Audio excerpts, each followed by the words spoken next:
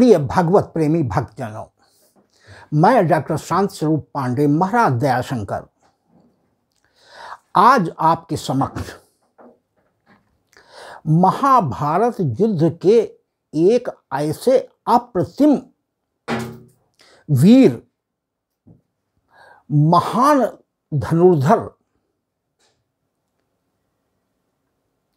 जिसने दुर्भाग्यवश महाभारत युद्ध में भाग नहीं ले सका, क्योंकि उसकी एक युद्ध में दुखद मृत्यु प्रभु श्री कृष्ण के ही हाथों हो गई थी।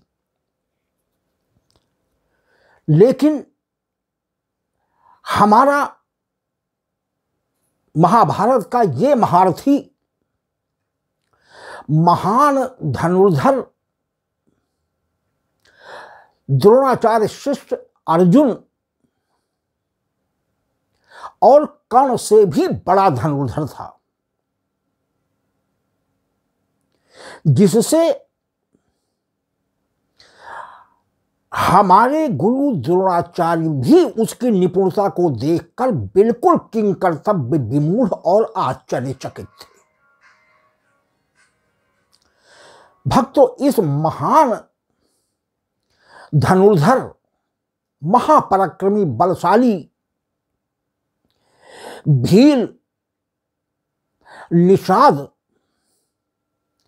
जाति के वीर का नाम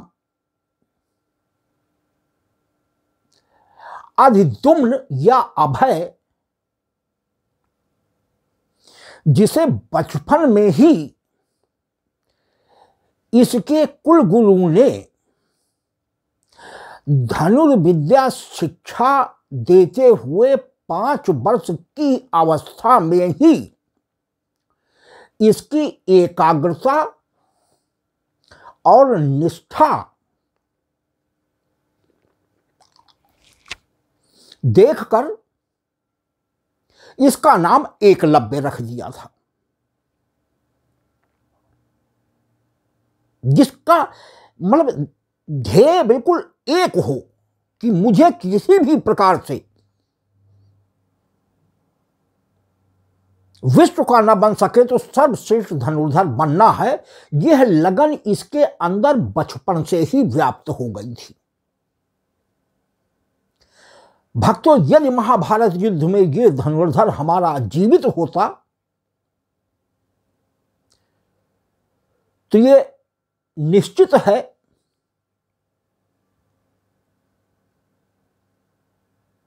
कि युद्ध का परिणाम शायद पांडवों के पक्ष में न हो पाता, क्योंकि एक जगह गूगल में मुझे खोज करते हुए ग्रंथ में तो नहीं मिला, लेकिन वो कहां से विद्युत जन वो लाए हैं कि बताते हैं कि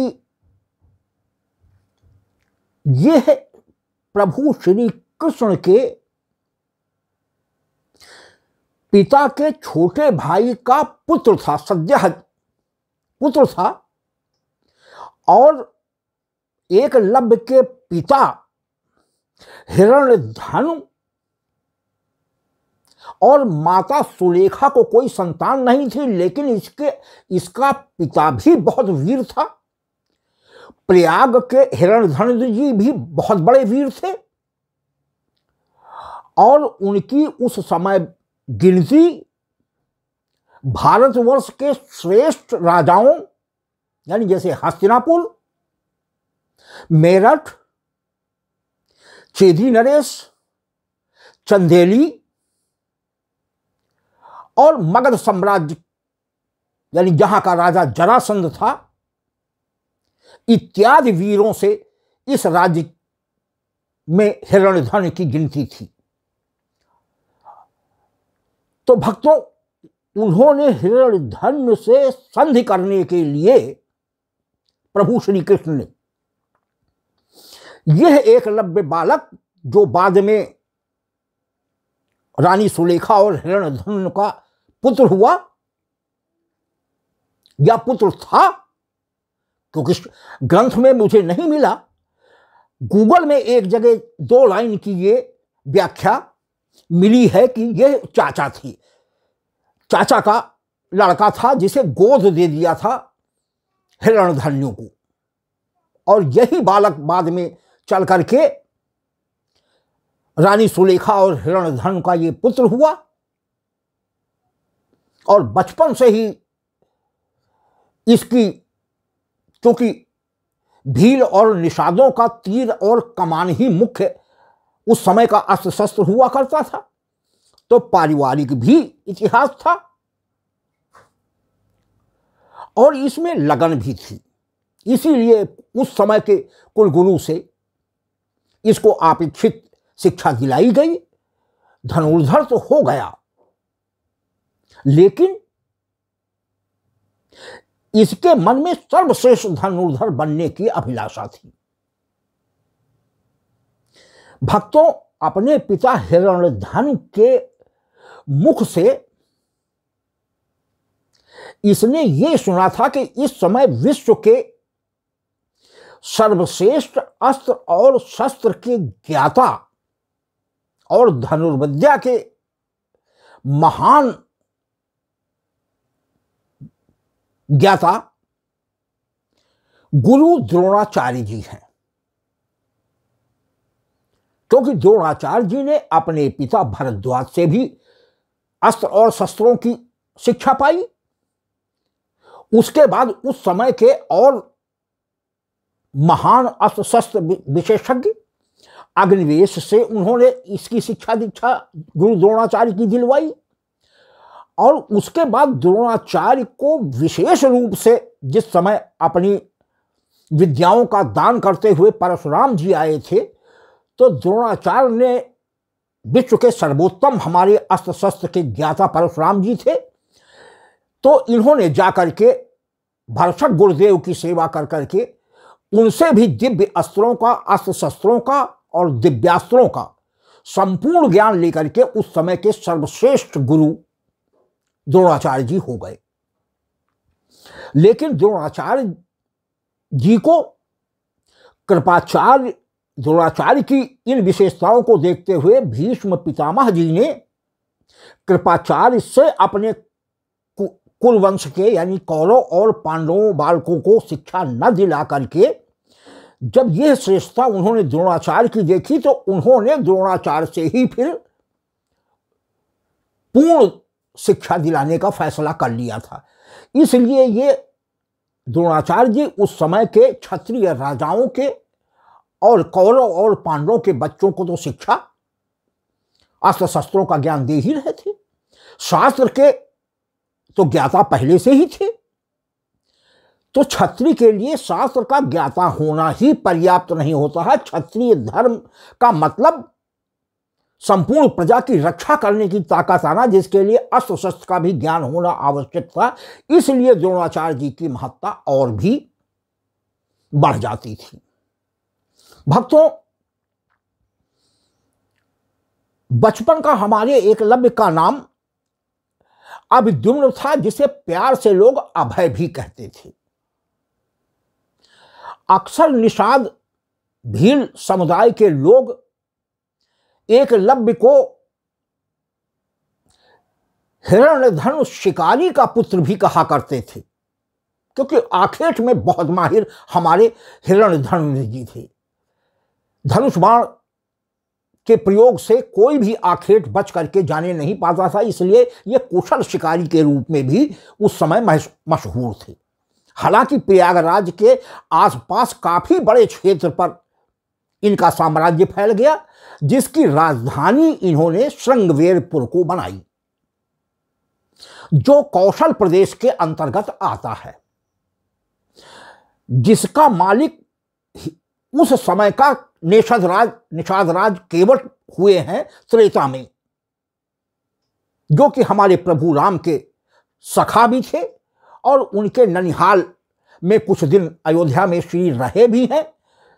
तो प्रभु श्री राम की प्रार्थना पर हमारे महाराजा दशरथ ने उसमें श्रृंगवेरपुर कौशल प्रदेश का राजा निषाद राज केवट को भी बना दिया गया था। गुहि को सखा होने के नाते प्रभु राम जी की सिफारिश पर महाराजा दशरथ ने, काफी बड़ा साम्राज्य था, तो उन्होंने एक कौशल प्रदेश का एक छोटा सा भाग उस समय निषाद राज गुहि को प्रदान कर दिया था त्रेता में। तो वो परंपरा लगातार चली आ रही थी। तो कौशल प्रदेश के उसी भाग पर इस द्वापर युग में आकर के ये हिरण्यधन्य वहां का राजा हुआ, जिसका पुत्र ये अभिद्युम्न या अभय, जिसे बाद में उसके कुल गुरुओं ने उसको निष्ठा देखते हुए उसका नाम एकलव्य रख दिया। और एकलव्य भी पूरी शिक्षा दीक्षा इसकी हो जाने के बाद जब धृतराष्ट्र की, जब हिरण्यधनु की मृत्यु हो गई, तो हमारा एकलव्य ही उस श्रृंगबेरपुर साम्राज्य का राजा घोषित कर दिया गया। भक्तों, जब द्रोणाचार्य जैसे इतने बड़े गुरु का नाम इसने अपने पिता के मुख से सुना, तो इसके मन में यह अभिलाषा बालक होने के नाते आई कि मैं धनुर्विद्या की उच्च शिक्षा यानी पोस्ट ग्रेजुएशन करने के लिए, जिसे आप आजकल के हिसाब से समझ सकते हैं, तो उच्च शिक्षा ग्रहण करने के लिए इसने अपने मन ही मन प्रण कर लिया कि मैं भी गुरु द्रोणाचार्य से इस धनुर्विद्या की शिक्षा प्राप्त करूंगा। और यह इसने अपने सभी हम उम्र सखाओं से भी बता रखा था कि अब मैं कुछ दिनों के लिए गुरु द्रोणाचार्य जी से धनुर्विद्या और अस्त्र शस्त्रों का उच्च ज्ञान प्राप्त करने हेतु जा रहा हूं और गुरुदेव से शिक्षा ग्रहण करके तब लौटूंगा। भक्तों, यह बालक को इसके पिता हिरण्यधनु ने बताया था कि गुरु द्रोणाचार्य क्षत्रिय राजाओं के ही बच्चों को शिक्षा देते हैं। बेटा, तुम्हें शिक्षा दें, गुरु जी देना स्वीकार कर लेंगे, इसमें मुझे संदेह है। लेकिन लगन और धुन का पक्का एकलव्य पिता की बात पर गौर उसने नहीं किया और शिक्षा ग्रहण करने हेतु गुरु द्रोणाचार्य से वह उनके आश्रम की तरफ निकल गया। भक्तों, आश्रम पहले रम्य वन्य प्रदेशों के ही आसपास ऋषि मुनियों या ज्ञाताओं के आश्रम बनाए जाते थे, जिससे आखेट कराने का भी कार्य उसी में तो धनुर्विद्या या अस्त्र शस्त्रों का इस्तेमाल हो सकता था। तो वो वन के किनारे ही अक्सर वो आश्रम हुआ करते थे। तो गुरुदेव यानी श्री द्रोणाचार्य जी के आश्रम के करीब सटे हुए ही वन में यह एक वहां पेड़ों के पत्तों और सरकंडों, सरपत जिसे कहते हैं, इकट्ठा करके इसने उस वन में एक छोटी सी कुटी बना ली थी और वहीं से नित्य प्रति यह गुरु द्रोणाचार्य जी के आश्रम पर आकर के कौरव और पांडवों अर्थात कुल कुमारों को शस्त्राभ्यास करते हुए बड़े गौर से देखा करता था। और यह सायंकाल जब वह अभ्यास बंद कर देते थे तो यह भी अपनी कुटिया को दुखी मन से लौट आता था। भक्तों, ये साहस नहीं कर पा रहा था कि इतने बड़े गुरु से कैसे हम जाकर के कहें कि गुरु जी, हम भी आपसे शिक्षा ग्रहण करना चाहते हैं। गुरु की यदि कृपा हो जाए तो मेरा ये अभिलाषा पूर्ण हो जाएगी। लेकिन साहस नहीं कर पाता था। लेकिन भक्तों, ये नित्य प्रति जाकर के आश्रम के मुख्य दरवाजे पर खड़ा होकर के इन कौरव कुमारों को अभ्यास और धनुर्विद्या और शस्त्रों अस्त्रों का अभ्यास करते हुए बड़े गौर से निरखा करता था। संयोग से लगातार कई दिनों तक इस बालक को आते हुए देखकर एक दिन गुरु द्रोणाचार्य जी की दृष्टि इस बालक पर पड़ गई और उनके मन में यह जिज्ञासा हुई कि आखिर यह मैला कुचैला सा तेजस्वी वान मुखाकृत का भील बालक क्यों लगातार ये आश्रम के दरवाजे पर नियमित रूप से आता है और अभ्यास बच्चों का समाप्त होते ही चला जाता है। तो उन्होंने अपने एक सेवक को अगले दिन भी जब वो आया तो भेजकर उसको आश्रम में बुलवा लिया। मृगशाला पहने हुए, गले में ताबीज जैसी भीलों और निषादों की ड्रेस होती है, तो मृगशाला तो ना कहे लेकिन पत्तों का सा आभूषण, मैला कुचैला शरीर, लेकिन अजीब तेजोमयी आभा चेहरे पर दमकती हुई सी रही। गुरु द्रोणाचार्य ने बताया कि बेटा, तुम किस अभिप्राय से, मैं देख रहा हूं कि नित्य प्रति तुम हमारे आश्रम के दरवाजे पर आ जाते हो, बच्चों के शस्त्राभ्यास के पूर्व और शस्त्राभ्यास का कार्यक्रम समाप्त होते ही सायंकाल तक चले जाते हो। तो कौतूहल बस या जिज्ञासा बस आपको अच्छा लगता है इसलिए आते हो या तुम्हारा कोई और अभिप्राय है? तो जब गुरु के मुख से उसने यह बात सुनी तो उसके अंदर कुछ और आत्मविश्वास जगा। तो उसने अपने मन का अभिप्राय गुरु जी से साक्षात प्रणाम करके और हाथ जोड़कर निवेदन किया कि गुरुदेव, मैंने अपने पिता के श्रीमुख से आपके महान अस्त्र शस्त्र और धनुर्धर धारी यानी धनुष वाण की विद्या का महान आचार्य विश्व में सर्वश्रेष्ठ पिताजी के मुख से सुन लिया था और तभी मेरे मन में यह गहरे बैठ गई कि मैं भी गुरुदेव जी से उच्च अस्त्र शस्त्र और धनुर्विद्या का ज्ञान प्राप्त करके विश्व का महान या श्रेष्ठतम धनुर्धर बन करके निकलूंगा। और मैंने अपने समकक्षीय संगी साथियों को भी यह बात गुरुदेव बता करके मैं घर से निकला हूं। गुरुदेव, आप मुझे अस्त्र शस्त्र और धनुर्विद्या क्या नहीं सिखाएंगे? मैं जीवन भर आजीवन यह शिष्य आपका ऋणी रहेगा।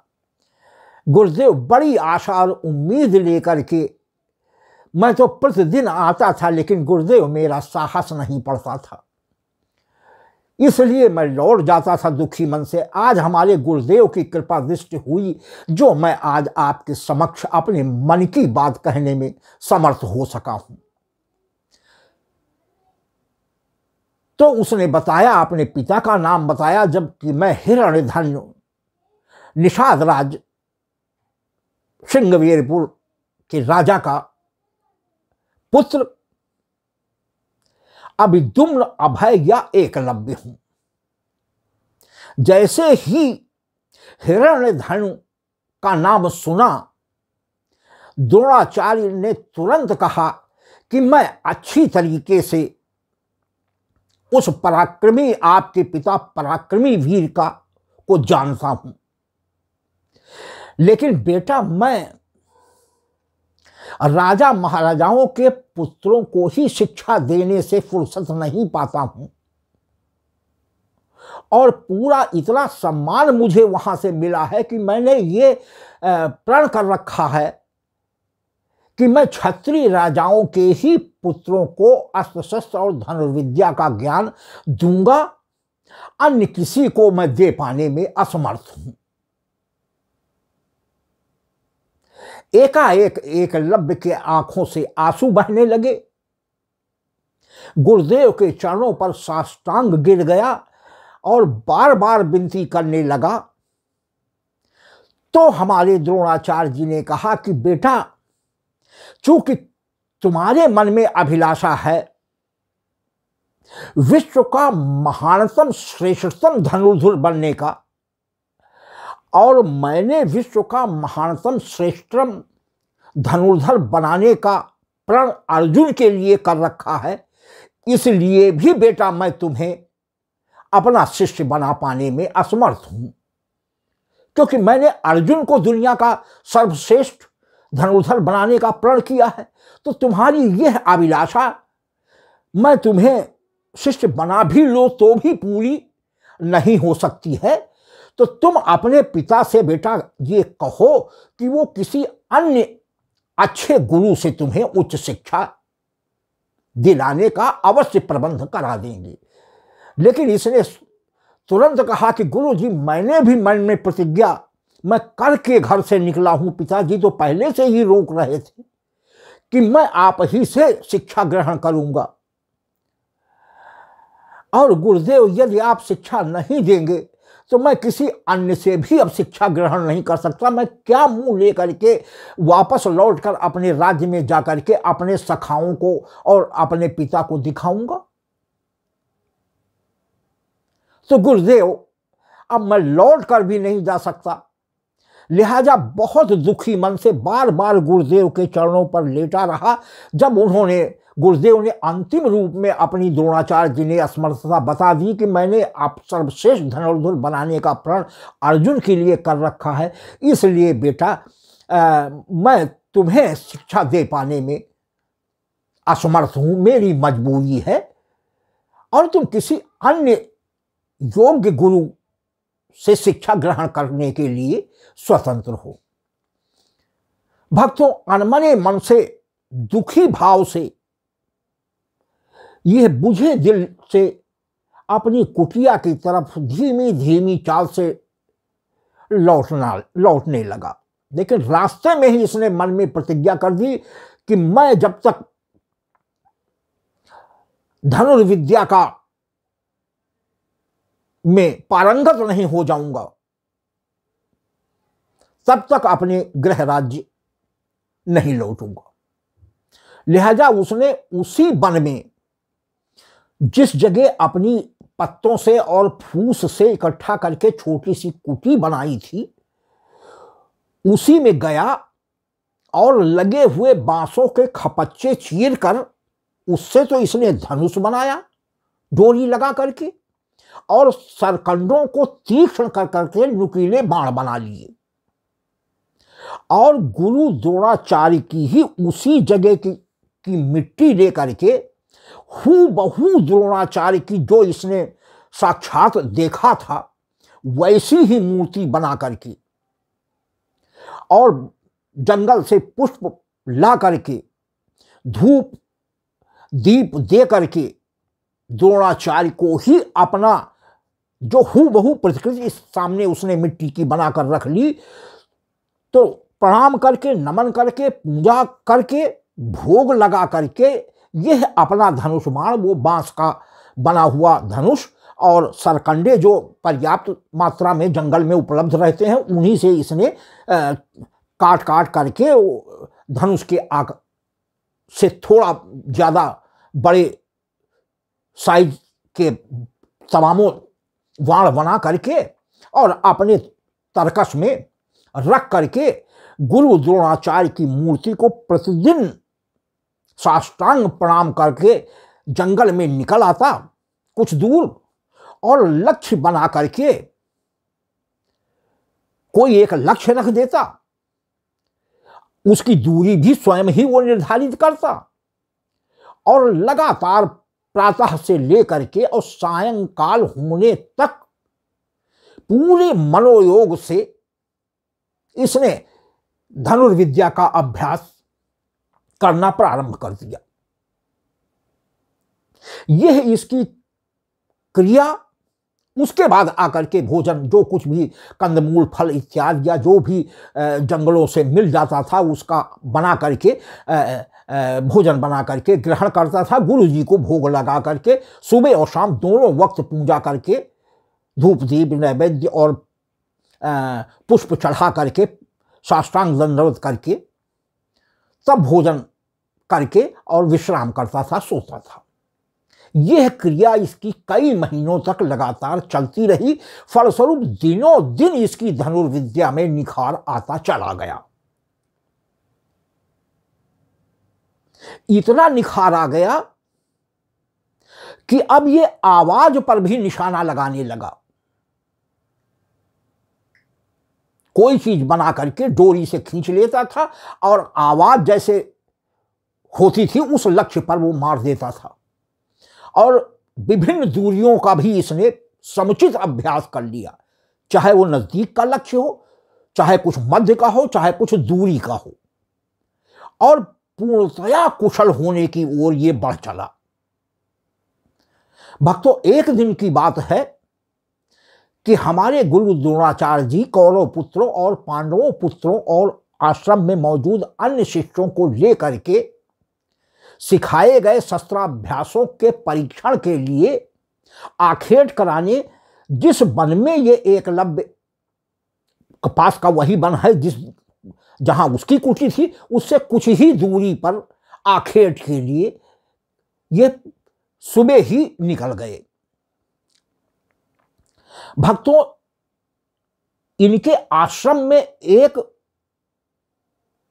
कुल पुत्रों का, यानी तब पांडु के पुत्र होने के नाते से पांडव कहे गए थे, लेकिन दोनों को कुल पुत्र ही कहा जाता था।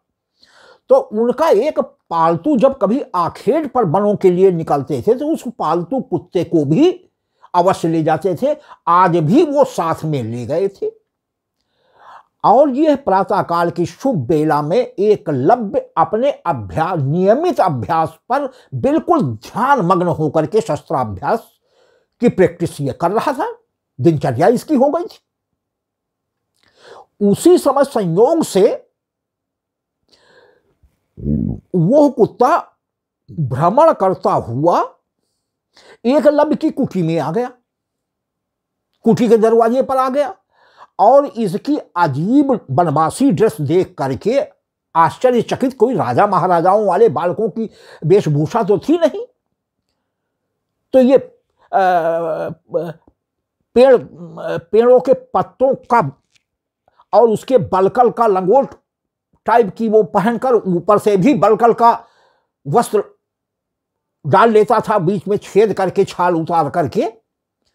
जो लगन थी इसके बस से इसको क्या मतलब था।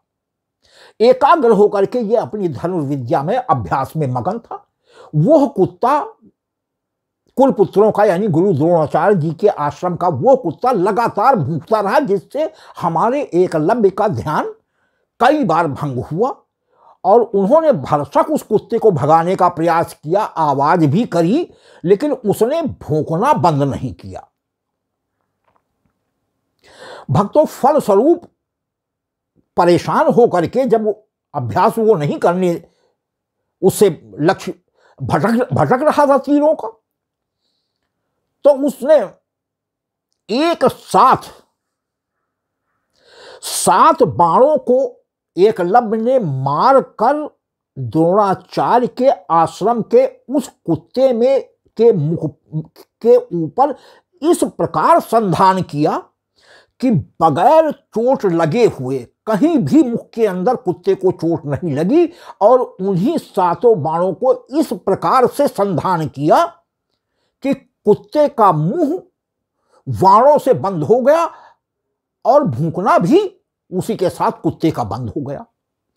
और इस बाणों के प्रहार को खा करके कुत्ता तुरंत भागता हुआ अपने मालिक गुरु द्रोणाचार्य के पास, जो थोड़ी ही दूर पर आखेट करने के लिए जा रहे थे, तुरंत उनके पास पहुंचा। द्रोणाचार्य ने जब अपने इस कुत्ते की यह स्थिति देखी तो वो सोचे कि कुछ भूख करके यह दिखाएगा तो मैं समझूंगा, लेकिन वो भूख पाने में ही असमर्थ। तो गुरु द्रोणाचार्य का और सभी पांडव और कौरव कुमारों का, जिसमें इस भील पुत्र के ऊपर दुर्योधन ने व्यंग्य भी किया था कि चलो ये भी आए हैं अस्त्र शस्त्र का ज्ञान करने, व्यंग्य भी इस बालक पर किया था। लेकिन आज अपने पालतू कुत्ते को इतनी कुशलता से बिंधे हुए बाणों से देख करके कि वो बोल ही न पावे, भूखने की तो बात जाने दीजिए, आवाज भी नहीं निकाल पा रहा था, सभी बालक कौरव कुमार किंग कर्तव्य विमूढ़ देखते रह गए। और गुरु द्रोणाचार्य भी इतने आश्चर्य में पड़े कि ऐसा कौन धनुर्धर पैदा हो गया कि यह कला तो मुझे, यानी अर्जुन की तो बात जाने दो, मुझे भी नहीं आती। जितनी कुशलता से इसने इस कुत्ते के मुंह को इन 7 बाणों से बेंध रखा है। लिहाजा उनके मन में यह अभिलाषा हुई कि इसी जगह ये बींधा गया है तो इसी के आसपास जरूर वो धनुर्धर उपस्थित होगा। और सभी कुमारों को, जो अखेट के साथ पांडव और दुर्योधन आदि सब थे, सभी को ले करके कुत्ते को आगे कर करके ये बढ़ चले। और थोड़ी ही देर में शस्त्राभ्यास करते हुए एकलव्य पर जैसे ही नजर पड़ी, सभी पांडव कुमार, कुल कुमार पहचान गए, द्रोणाचार्य भी पहचान गए कि यह तो वही हमारा बालक है। अरे इतना बड़ा सर्वश्रेष्ठ धनुर्धर किससे इसने शिक्षा ग्रहण की? जैसे ही गुरु द्रोणाचार्य को एकलव्य ने देखा, तुरंत वो चरणों पर गुरु द्रोणाचार्य जी के गिर पड़ा, उसे स्नेहवश हमारे द्रोणाचार्य ने उठाया और हृदय से लगा लिया। उन्होंने कहा कि बेटा, इतने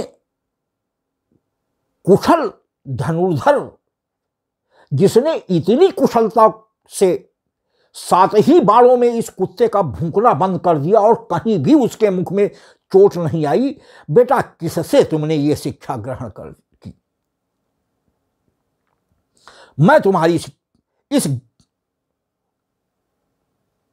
आश्चर्यचकित धनुर्विद्या पर बेहद प्रसन्न हूं। पुनः उसने पैर छू करके गुरुदेव को बताया कि गुरुजी,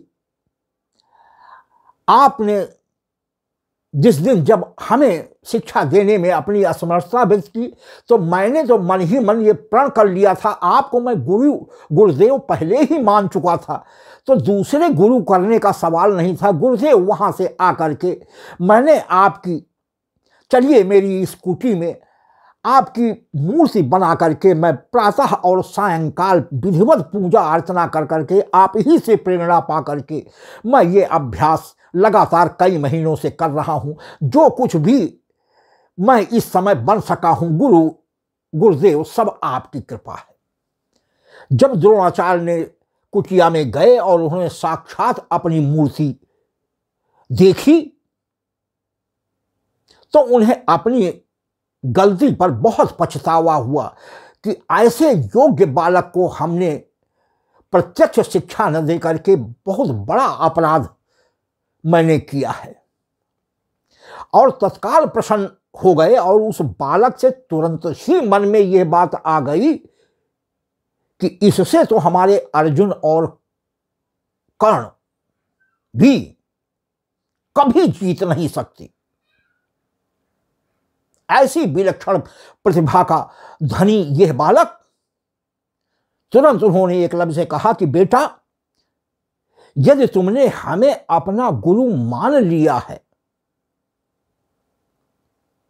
तो मैं तुम्हें अपना शिष्य स्वीकार करता हूं, लेकिन मेरी तुमसे एक अपेक्षा है। क्या गुरु से प्राप्त इस ज्ञान के लिए तुम अपने गुरु को कोई दक्षिणा नहीं दोगे? तुरंत एकलव्य गुरु के चरणों पर गिर पड़ा कि गुरु जी, आपका जो भी आदेश होगा यह अपनी जान की कीमत पर भी उपलब्ध कराएगा गुरुदेव के श्री चरणों में। तुरंत बड़ी चालाकी से हमारे द्रोणाचार्य ने कि मैंने अर्जुन को विश्व का सर्वश्रेष्ठ धनुर्धर बनाने का प्रण कर लिया है, लिहाजा अगर मैं इसके दाहिने हाथ का अंगूठा गुरुदक्षिणा में मांग लूं तो फिर यह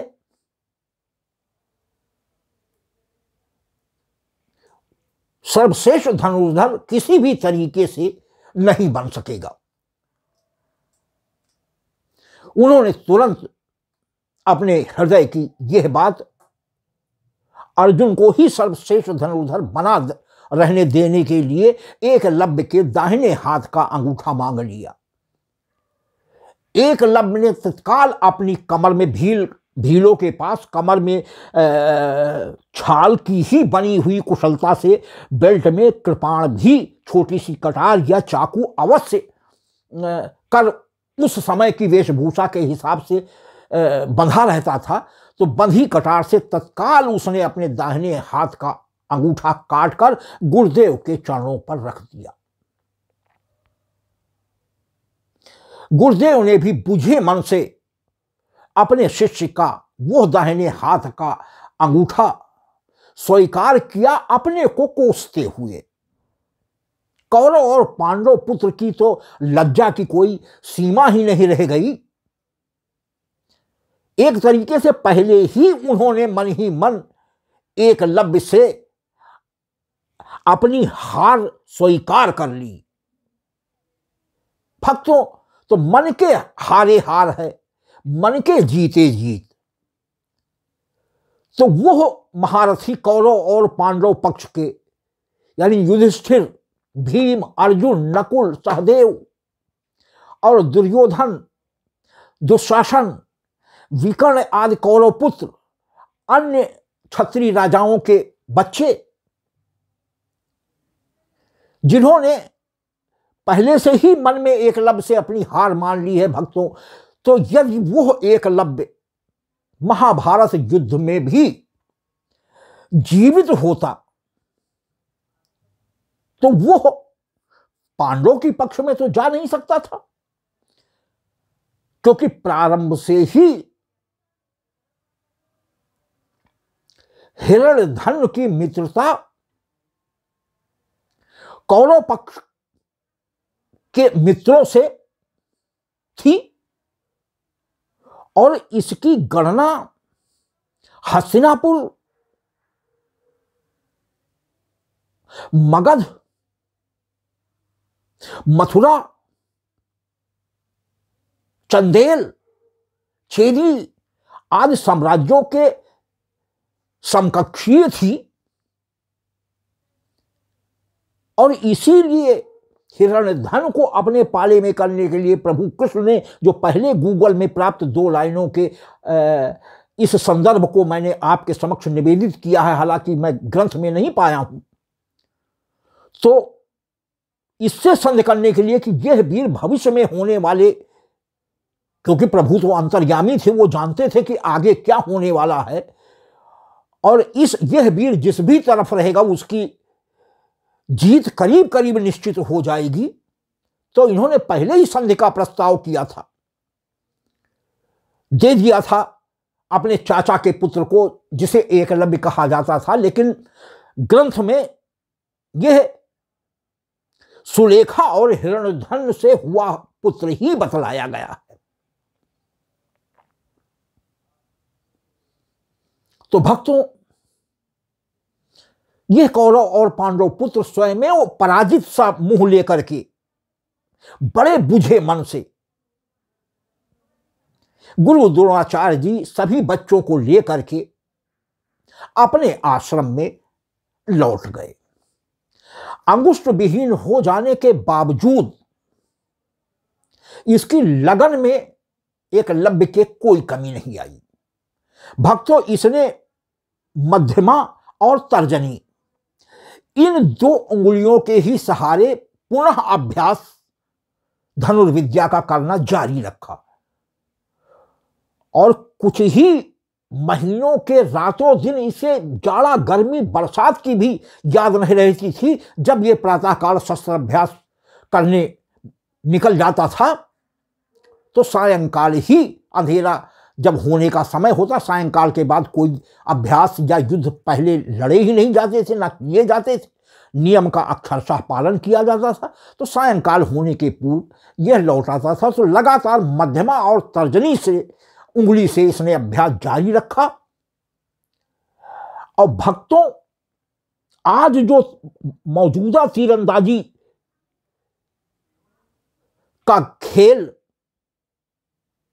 विश्व स्तर पर खेला जाता है, उसमें भी मध्यमा और तर्जनी का ही इस्तेमाल होता है, अंगूठे का नहीं। तो अगर हम कहें कि हमारा एकलव्य ही यह श्रेष्ठ महान धनुर्धर तीरंदाजी का जनक है तो अतिशयोक्ति नहीं होगी। उसके अस्त्र शस्त्र आधुनिक धनुष और तीर भले बना करके संशोधित रूप में अब इस समय आ गए हैं, लेकिन अगर जनक की बात हो तो मध्यमा और तर्जनी के सहयोग से तीर, अब उसे धनुर्विद्या तो नहीं कहेंगे, लेकिन उसका एक बदला हुआ स्वरूप तीरंदाजी नए गेम्स के रूप में उसका जनक अगर एकलव्य को माने तो कोई अतिशयोक्ति नहीं होगी। भक्तों, उन 2 अंगुलियों से इसने पुनः अपनी धनुर्विद्या को उसी स्तर पर पहुंचा दिया। और जब पूर्ण रूप से इसे अंगूठे की कमी महसूस नहीं होने लगी, अभ्यास को इतना इसने करके केंद्रित करके मनोयोग से सीखा कि वैसा ही धनुर्विद्या का कौशल इसने फिर से प्राप्त कर लिया और यह अपने राज्य लौट आया, श्रृंगवेरपुर लौट आया। भक्तों, संयोग बस कुछ ही दिनों के बाद हर पिता की अभिलाषा होती है। अब यह किशोर हो चला था और किशोर हो चलने के नाते इसके ब्याह की चिंता, अपने पुत्र के ब्याह की चिंता हर माता पिता को होती है। लिहाजा रानी सुलेखा और हिरण्यधनु ने, पिता हिरण्यधनु ने अपने कुलगोत्री ही एक सुशील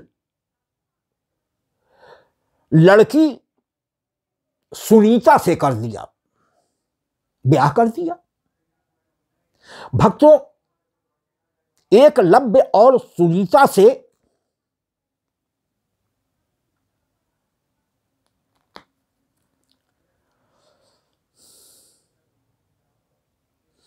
एक पुत्र केतुमान हुआ है, जिसने महाभारत युद्ध में भाग लिया है और भीम के हाथों इसी एकलव्य का पुत्र केतुमान मारा गया है। भक्तों, एकलव्य तो महाभारत युद्ध में जीवित नहीं रह सका, उसका दृष्टांत अब आपके समक्ष निवेदन करने जा रहे हैं। तो शादी के बाद जब केतुमान हो गया 4-5 वर्षों का, तो संयोग बस इसके पिता हिरण्यधनु की मृत्यु हो गई।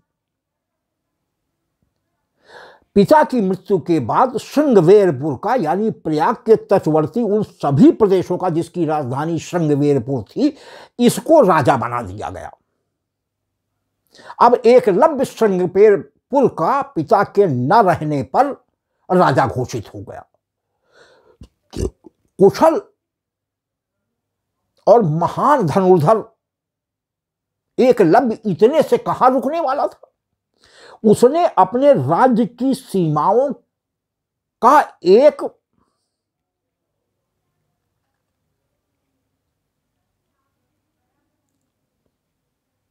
निषादों की, भीलों की एक सेना बना करके अपने राज्य का विस्तार करना शुरू किया।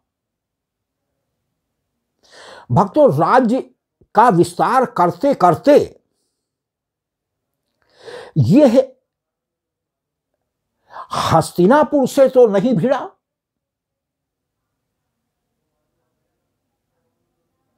चेदी और चंदेली प्रदेशों से के राजाओं से भी नहीं भिड़ा, लेकिन जरासंध जो उस समय मगध का मदुरा से लगे हुए मगध राज्य का राजा था, महाबलशाली और प्रतापी, जिसके जन्म की कथा हमने आपको अपनी पिछली कड़ियों में जरासंध की बतला दी थी, जो भीम के ही द्वारा युधिष्ठिर की इंद्रप्रस्थ में की गई राजसूय यज्ञ में प्रभु कृष्ण के सहयोग से 27 दिन चले मल्ल युद्ध में, गदा युद्ध में 27वें दिन जंघे से ही, जहां से वो जरासंध जुड़ा हुआ था, 2 टुकड़ों में बटा हुआ शरीर जरा नामक एक राक्षसी ने अपने विशेष कौशल से जोड़ करके दोनों भागों को इसने जीवित जरासंध को इनके माता पिता को सौंप दिया था। 2 धड़ में पैदा होने के कारण गांव के ही, अपने घर के ही बाहर घूर पर माता पिता ने इनको इस पिंड को छोड़ दिया था, जिसमें हरकत देख करके उधर से गुजरती हुई जरा नामक राक्षसी की दृष्टि पड़ी और उसने अपने कौशल से इनके दोनों धड़ों को जो है आपस में जोड़ दिया, यानी वक्षस्थल से ऊपर का एक भाग और नीचे का ये यहाँ जंघा प्रदेश से एक भाग और जंघा प्रदेश से ऊपर का एक भाग, दोनों को अपने विशेष कुशलता से जोड़ दिया था। तभी से इसका नाम जरासंध उस जरा नामक राक्षसी के नाम पर पड़ गया था। तो इसको युधिष्ठिर के यज्ञ में इसके दान स्वरूप गदा युद्ध मांग करके कृष्ण को यह राज पता था कि यह कितने भी इसके शरीर के टुकड़े हो जाए, आपस में मिल करके जुड़ करके ये फिर से सजीव हो जाएगा। जैसे रावण की नाभि में अमृत होने के फलस्वरूप त्रेता में उसको आशीर्वाद था कि कितने ही धड़ उसके सिर अलग कर दिए जाए, फिर नया सिर आ जाता था उस अमृत की वजह से। वही तरीके का ये द्वापर में परमवीर जरासंध था। तो इस राज को कृष्ण भगवान जानते थे, तो उन्होंने भीम को एक तिनके को बीचों बीच से फाड़कर विपरीत दिशा में फेंक कर दूर से दिखा दिया कि इसी तरीके से इसका दोनों जंघाओं को इस तरीके से जंघे से अलग करो कि बाएं पैर को दाहिनी दिशा में, दाहिने पैर को बाईं दिशा में और बाएं पैर को दाहिनी दिशा में चीर कर और अलग फेंक दो, तब ये जुड़ नहीं पाएगा, तभी ये मर पाएगा। तब जाकर के जरासंध का वध हुआ। और राजसूय यज्ञ में जब तक एक कोई भी राजा पराधीनता स्वीकार नहीं करता है, तब तक वो अपूर्ण मानी जाती थी। तो इसलिए अंतिम बाधा जरासंध भी तब जाकर के मरा है। तो उस समय जरासंध जीवित था। तो एकलव्य ने जरासंध से संधि कर ली और जरासंध मथुरा पर, क्योंकि उसके दामाद कंस को प्रभु कृष्ण मार चुके थे, अस्ति और बस्ती नामक जरासंध की दोनों बेटियां कंस को ब्याही थी और कंस को प्रभु कृष्ण मार दिए थे। लेकिन चूंकि कृष्ण अपने परिवार को मिले श्राप के कारण स्वयं राजा नहीं बन सकते थे, इसलिए उन्होंने कंस के ही पिता उग्रसेन को, जिसको कंस ने अपने जीवित अवस्था में अंतिम समय में जेल में डालकर स्वयं राजा बन बैठा था, उग्रसेन को ही राजा बना देना मुनासिब समझा। स्वयं कृष्णवंशीय कोई राजा बन नहीं सकता था, ऐसा श्राप था। 12 वर्ष की अवस्था में मथुरा में प्रभु कृष्ण आए थे, 18 वर्षों तक वहां पर रहे हैं। यानी 30 वर्ष की ही अवस्था जब हमारे एकलव्य की 25 से 30 के बीच की जब अवस्था रही होगी, वही किशोरावस्था के बाद शादी हो गई और केतमान ये इसका पुत्र हो गया। तभी ये राज्य सीमाओं के विस्तार के लिए इसने जरासंध से संधि कर ली। और वो भी एक परमवीर को मिलाना चाहता था, क्योंकि उसके पहले वो करीब करीब 14-15 बार आक्रमण कर चुका था। हर बार सेनाओं परास्त होकर के फिर लौट आता था। 17 बार के युद्ध में, 17वें युद्ध में प्रभु कृष्ण ही अंत में छोड़कर, जब वो कालयवन का सहयोग लेकर के मथुरा पर उसने आक्रमण किया तो कृष्ण और बलराम जी ने कृष्ण के सलाह पर यही उचित समझा कि ये कालयवन तो वरदानी है, इसको मारा जा नहीं सकता। इसलिए देवासुर संग्राम में मुचकुंद जी जो अब वरदान पा करके सो रहे हैं, जो भी उनको जगाएगा वो भस्म हो जाएगा जब तक वो अपनी स्वाभाविक निद्रा से स्वयं न उठ बैठे। इस राज को प्रभु कृष्ण जानते थे देवासुर संग्राम के, तो देवासुर संग्राम में भाग लेकर के वरदान प्राप्त करके मुचकुंद जी सी रहे थे। तो उन्होंने युद्ध करने के मुकाबले में ये बेहतर समझा कि लाओ हम लोग यहाँ से भाग चले। तो कालयवन पीछा करते करते श्री कृष्ण का पीछा करने लगा।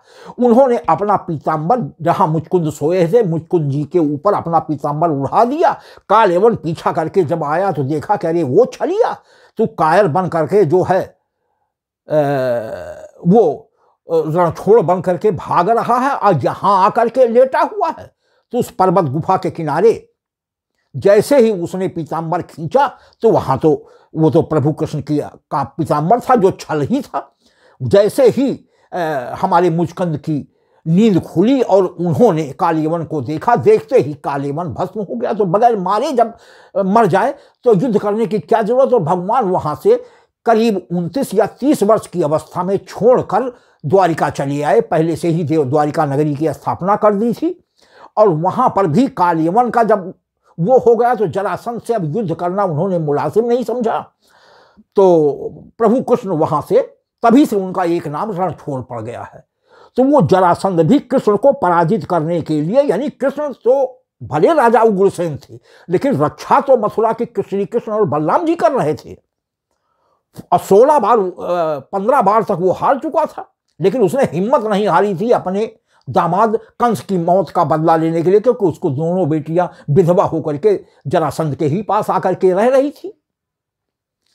तो भक्तों जरासंध से इसने समझौता कर लिया और यादव सेना पर, मथुरा पर एकलव्य ने जरासंध के साथ मिलकर के अटैक कर दिया।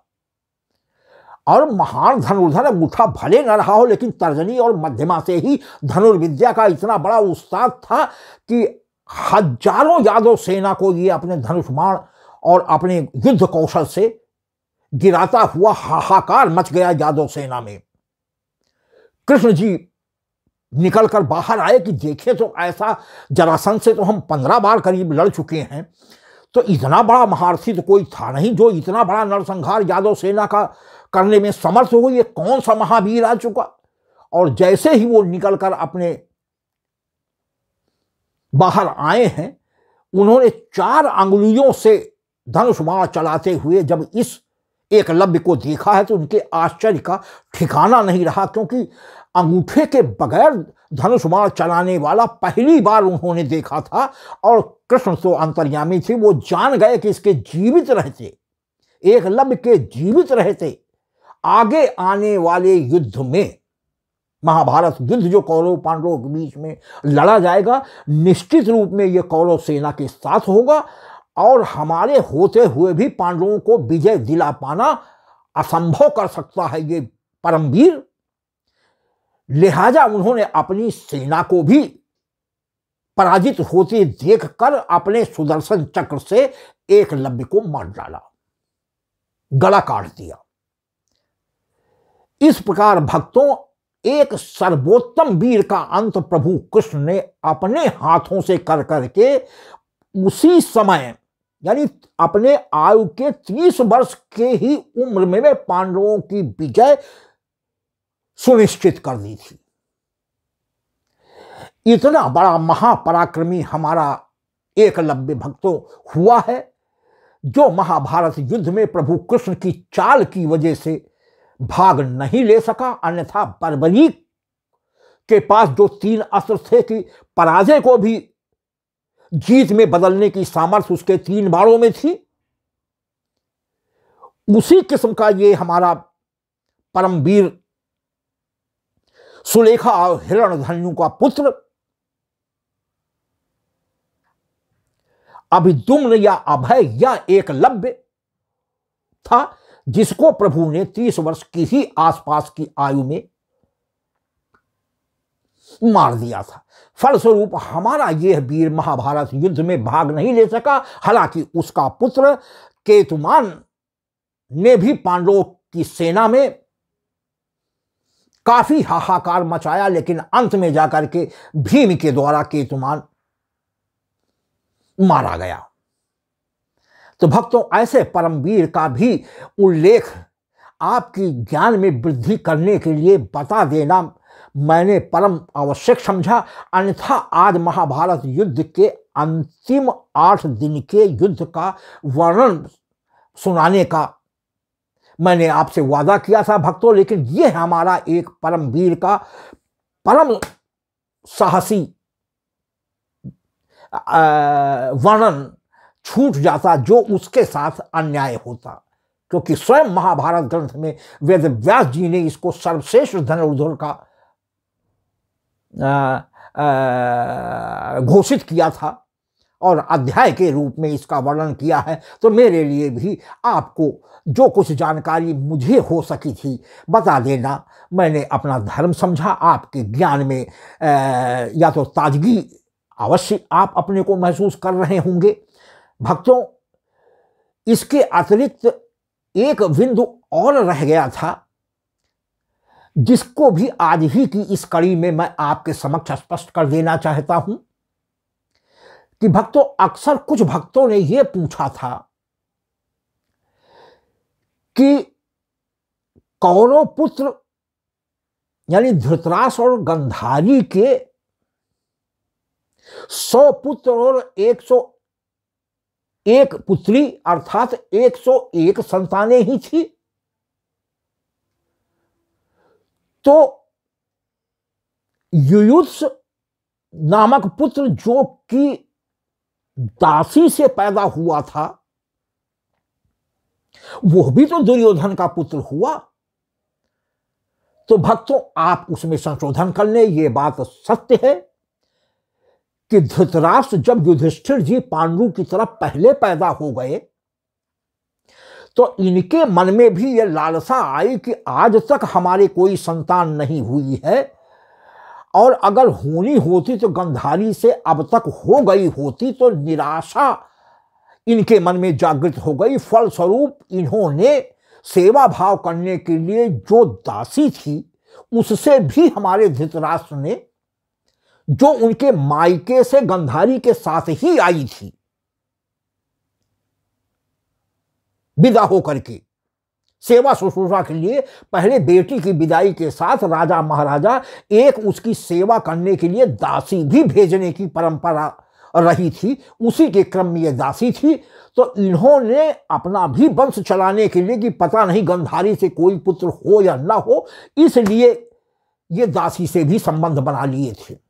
और भक्तों, जब भगवान चाहते हैं तभी किसी से कोई संतान होती है, लिहाजा दासी से भी तब तक नहीं हुई, उसके पहले ही आकर के हमारे वेदव्यास जी ने माता गांधारी की सेवा से राजमहल में प्रसन्न होकर के वरदान स्वरूप 100 पुत्रों की माता होने का वरदान दे दिया था और वो भी गर्भवती हो गई थी बाद में।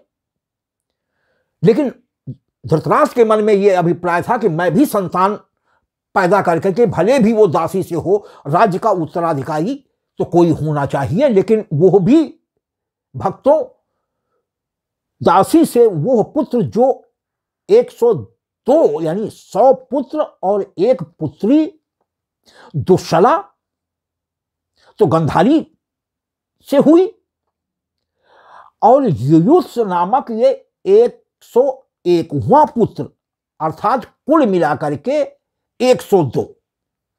एक पुत्र बढ़ गया ना दासी वाला।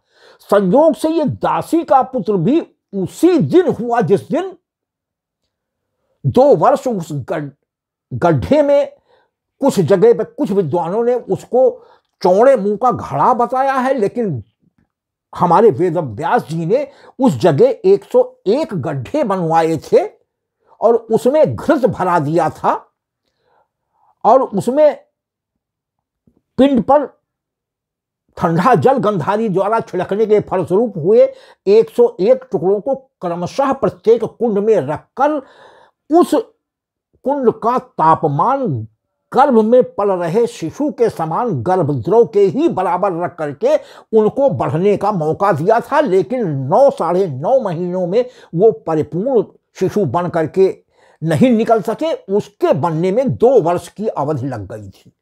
तो जिस समय ये कौरवों के सारे पुत्र यानी दुर्योधन इत्यादि 2 वर्ष के बाद, उन मांसपिंडों से 2 वर्ष के बाद ये सब 100 पुत्र और 1 पुत्री दुष्षला 101 घड़े से निकली। तो या उसे कुंड कहें या घड़ा कहें, तो उनको वही तापमान दिया गया था, उसमें वो पूर्ण रूप से भ्रूण विकसित होकर के संपूर्ण शिशु होकर के ये सबसे पहले दुर्योधन हुआ है, उसके बाद दूसरे नंबर पर दुशासन हुआ है, क्रमशः विकर्ण आदि 100 पुत्र होते चले गए हैं। और यह दासी से भी जो युयुत्स नामक ये पुत्र हुआ है, 100 के अतिरिक्त 101 हुआ, तो यह भी उसी दिन दासी के गर्भ से इसने जन्म लिया जिस दिन दुर्योधन आदि सभी 100 कौरव पुत्रों का जन्म हुआ। इसलिए भक्तों, यह एक बारीक जानकारी आपको दे देने से जो छूट गई थी पिछली कड़ियों में, इसी कड़ी के साथ यह भी जानकारी दे दें कि धृतराष्ट्र के 101 नहीं 100 पुत्र और 1 पुत्री तो गांधारी से, और 1 पुत्र मिला करके जो दासी से हुआ था जिसका नाम युयुत्स था। धृतराष्ट्र के 101 पुत्र और 1 पुत्री अर्थात 102 संतानें हुई। हालांकि महाभारत युद्ध प्रारंभ होने के पहले ही भीष्म पितामह द्वारा युद्ध के नियम और शर्तों की व्याख्या करते समय ये छूट दोनों दलों को दे दी गई थी कि यदि कौरव पक्ष की तरफ से कोई वीर पांडव पक्ष में जाना चाहता है तो वह जाने के लिए स्वतंत्र है, और यदि पांडव पक्ष से कोई वीर कौरव पक्ष में आना चाहता है तो वो स्वतंत्र है। तो भक्तों, यह युद्ध हमेशा दुर्योधन की अनीति, अन्याय और अधर्म से सहमत नहीं होता था और हमेशा दुर्योधन को फटकारा करता था। इसलिए दुर्योधन ने कभी युयुत्स को अपना भाई माना भी नहीं, न वो सम्मान दिया। इससे भी युयुत्स दुखी था। तो जब शर्तों में ये ढील इसको युद्ध के पहले निकल गई, मिल गई, भीष्म पितामह जी द्वारा संधि प्रस्ताव जो दोनों पक्षों ने सहमति से युद्ध के नियम बनाए थे उसके अधीन, तो ये पांडव पक्ष की तरफ चला गया था। इसने भयंकर नरसंहार मचाया है, करीब 60,000 सैनिकों को अकेले इसने मारा है, और अंत में युयुत्स ही जीवित रहा। हालांकि पांडवों ने कौरव पुत्र होने के नाते, धृतराष्ट्र का पुत्र होने के नाते अपने पक्ष में स्वीकार तो किया, लेकिन मुख्य युद्ध में इसे भाग नहीं सौंपा गया। इसके जिम्मे युद्ध में भाग ले रहे महारथियों, रथियों और सैनिकों को साज सज्जा और साजो सामान की सप्लाई करने का, कि उसकी कोई कमी न हो पावे, भार सौंप दिया गया था। युद्ध लड़ने का कोई भी इसे कार्य नहीं दिया गया था।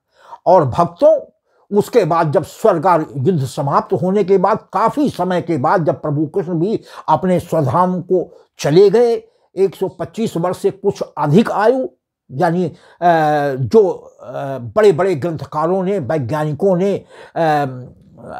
अध्ययन करके निकाला है, युधिष्ठिर के शक संवत से मिले हुए पुरातात्विक अवशेषों के कार्बन डेटिंग से चंद्र ग्रहण और सूर्य ग्रहण की स्थिति के अनुसार तो 89 वर्ष की अवस्था हमारे प्रभु कृष्ण की थी जब महाभारत युद्ध हुआ, और उसके बाद 36 वर्षों तक गंधारी के श्राप सब जीवित रह करके स्वधाम गमन अपने संपूर्ण कुल का नाश हो करके प्रभु कृष्ण गए हैं।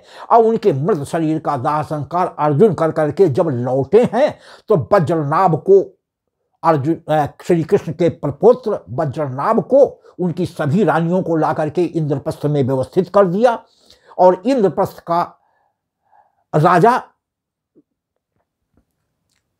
श्री कृष्ण के प्रपौत्र, जो उस समय सामूहिक श्राप से यादव वंश के संहार के बाद उनकी रानियां जो बच गई थी 16,100, 8 पटरानियों ने तो प्रभु कृष्ण के शरीर के साथ ही पति धर्म निभाते हुए सती हो गई थी। लेकिन वो जो नरकासुर की जेल से बंद 16,100 कन्याएं थी, जिनको पत्नी के रूप में प्रभु कृष्ण ने उनके अनुरोध पर स्वीकार किया था कि मुझे अब अपने अपने घरों पर जाने पर इतने दिन इस राजा की, नरकासुर की जेल पे रहने पर कौन स्वीकार करेगा? प्रभु, आपके अतिरिक्त दुनिया में कोई नहीं है जो हम लोगों को सहारा दे सके। तो उन्होंने पत्नियों के रूप में स्वीकार किया था। उनको अर्जुन को ही ले जाने की जिम्मेदारी इंद्रप्रस्थ तक सकुशल सौंप कर तभी प्रभु कृष्ण जी स्वधाम गमन को गए थे। जरा नामक बहेलिये द्वारा मारे गए बाण से पीपल के वृक्ष के नीचे बैठे हमारे प्रभु ने स्वधाम गमन किया। जो भौतिक शरीर रह गया, उस समय अर्जुन और प्रभु कृष्ण का सारथी दारुक मात्र 2 लोग जीवित थे। परम मित्र श्री उद्धव जी को गंधारी के श्राप से जब प्रभास क्षेत्र में संपूर्ण यादव कुल का विनाश, प्रभु कृष्ण भी उसमें सम्मिलित हो गए, कर रहे थे। पृथ्वी का भार हटाने के लिए यादव वंश भी धर्म से च्युत हो गया था, अनीत के राह पर था, अधर्म के राह पर था, मांसाहारी हो चले थे, सुरा सुंदरी के प्रेमी हो चले थे। और उसी सरकंडे में जो मूसल साम के पेड़ से निकला था, उसी का चूर्ण जो फेंका गया था, वही सब घास हुई है। उन्हीं सरकंडों को वार करके संपूर्ण यादव कुल विनष्ट हो गया। तो अर्जुन जो है कि जिम्मे ये भगवान छोड़ गए थे प्रभु कृष्ण कि उन कन्याओं, हमारी पत्नियों को सकुशल और बचे हुए वृद्ध और बालकों को आप ले जाकर के इंद्रप्रस्थ में बसा देना, और हमारे प्रपौत्र प्रद्युम्न के पुत्र वज्रनाभ को वहां का राजा बना देना। फलस्वरूप हस्तिनापुर का राजा अब मन्नु के मरने के बाद उत्तरा के गर्भ में पल रहे परीक्षित को बना दिया, वज्रनाभ को इंद्रप्रस्थ का राजा बना दिया। और तब ये स्वर्गारोहण के लिए 5 पांडव निकले थे। और क्रमशः हिमालय के उस पार सुमेर पर्वत से जाते जाते सबसे पहले द्रौपदी मरी हैं, उसके बाद नकुल सहदेव, उसके बाद अर्जुन, सबसे अंत में भीम, और सशरीर हमारे धर्मराज युधिष्ठिर स्वर्ग को गए हैं। एक कुत्ते को जो धर्मराज कुत्ता बन करके युधिष्ठिर की परीक्षा ले रहे थे धर्मराज की, उसके बगैर जब जाने से युधिष्ठिर ने विमान आने के बावजूद स्वर्ग जाने से मना किया, तभी धर्मराज प्रकट हो गए कि मैं तुम्हारी धर्मनिष्ठा से बेहद प्रसन्न हूं। और उनको सशरीर विमान पर बैठा करके स्वर्ग को ले गए। उनके चारों भाई, जब इन्होंने कहा कि मैं अपने भाइयों के बगैर भी स्वर्ग नहीं जाऊंगा, अपनी पत्नी द्रौपदी के बगैर भी नहीं जाऊंगा, तो पहले ही धर्मराज ने दिखा दिया कि वो पहले ही स्वर्ग में आपका इंतजार कर रहे हैं। तो हंसी खुशी हमारे युधिष्ठिर जी भी स्वर्गारोहण कर गए थे। तो भक्तों, ये भी बतलाना, ये भी एक महत्वपूर्ण तथ्य कि 101 की जगह पर 102 थे, यानी 101 पुत्र और 1 पुत्री दुस्सला, जिसका ब्याह जयद्रथ से हुआ था। तो भक्तों, आज की कड़ी में जो ये 2-3 तथ्य और छूट गए थे, एक हमारी महान धुरंधर एकलव्य, जिसका बगैर वर्णन किए हुए भक्तों अन्याय सा उसके चरित्र पर होता, यानी उसके पराक्रम को बगैर स्वीकारे महाभारत अधूरा है। भक्तों, यदि वो जीवित होता महाभारत युद्ध में, तो निश्चित रूप में सर्वश्रेष्ठ धनुर्धर अंगूठा द्रोणाचार्य को दाहिने हाथ का दान करने के बाद भी श्री कृष्ण ने इसको पहचान लिया था। जब उसने मथुरा पर यादव सेना का नरसंहार मचाना शुरू किया जरासंध से संधि करके, तभी प्रभु कृष्ण ने अपने सुदर्शन चक्र से एकलव्य को मार दिया था। भक्तों, यदि हमारे द्वारा बताए गए महाभारत के इस अनूठे विषय से आपके ज्ञान में कुछ वृद्धि हुई होगी तो मैं अपना प्रयास सार्थक समझूंगा। भक्तों, मुझे पूरी आशा है कि इस अनूठे विषय पर मेरे द्वारा अध्ययन कर जुटाई गई जानकारियों के आधार पर अपने ज्ञान भर जो मैं समझ पाया, मैंने भरसक आपके समक्ष बगैर कुछ चीज छिपाए हुए, जो चीज जब याद आती चली गई, अगली कड़ी में पुरानी का सुधार कर लिया है। भक्तों, चाहे जितना सोच कर बैठिए, कुछ न कुछ छूट जाता है। तो भक्तों, जैसा आपने हमारी पुरानी कड़ियों को आपने अपना स्नेह और आशीर्वाद प्रदान किया है, हमारी इस कड़ी की भी विषय वस्तु को आपका वही प्यार और सम्मान मिलेगा। भक्तों, यदि आपको हमारी ये कड़ी भी पसंद आती है तो मोबाइल के बाएं किनारे पर ऊपर को दर्शाते हुए अंगूठे को दबा करके लाइक करें, जिसे देखकर हमारा उत्साह कई गुना बढ़ जाता है कि हमारे द्वारा प्रस्तुत की गई विषय वस्तु हमारे भक्त या श्रोताजन को वास्तव में हृदय से पसंद है। भक्तों, एक खाना छोड़कर आगे एक शेयर का निशान बना होता है, उसको भी आप दबा दें। उसके दबाने से आपसे जुड़े हुए आपके पारिवारिक सदस्यों, हित मित्र और परिचितों में भी मैं अपने इस विषय वस्तु को पहुंचाने में समर्थ हो जाऊंगा। और भक्तों, एक चिन्ह और छोड़कर शब्दों में लिखा हुआ SUBSCRIB सब्सक्राइब शब्द होता है, या एक छोटी सी घंटी बनी होती है, उसको भी दबा दें भक्तों। तो उससे भक्तों दो फायदे होते हैं। एक तो मुझे और मेरा हौसला और उत्साह कई गुना बढ़ जाता है कि आज इस घोर कलयुग में भी अपना यह बेशकीमती समय दे करके हमारे द्वारा दिए गए इस पद या विषय वस्तु को भक्त समय दे करके सुनने वाले आज भी मौजूद हैं। और भक्तों, दूसरा सबसे बड़ा लाभ आपको होता है कि प्रति 90 या कोई अगर व्यतिक्रम आ गया तो निश्चित रूप में 10वें दिन YouTube चैनल पर अपलोड होने वाला हमारा नया पद सीधा YouTube चैनल की ओर से भेजी गई एक स्पेशल नोटिफिकेशन के माध्यम से छोटी सी विशिष्ट देता हुआ, या झंकार जैसी SMS में कभी कभी किसी मोबाइल में आती है, जैसी सेटिंग आप कर लें, देता हुआ आपको बता देता है कि महाराज जी का कोई नया पद YouTube चैनल पर अपलोड हो गया है। यदि भक्तों आपके पास समय हुआ तो आप तत्क्षण पद या उस विषय वस्तु को छोड़कर अपना लाभ उठा सकते हैं। भक्तों, आपकी हमारे लिए, हमारे पदों या हमारे विषय वस्तु के लिए समय देने के लिए हम आपके हृदय से आभारी हैं। आपकी कृपा का बहुत बहुत धन्यवाद।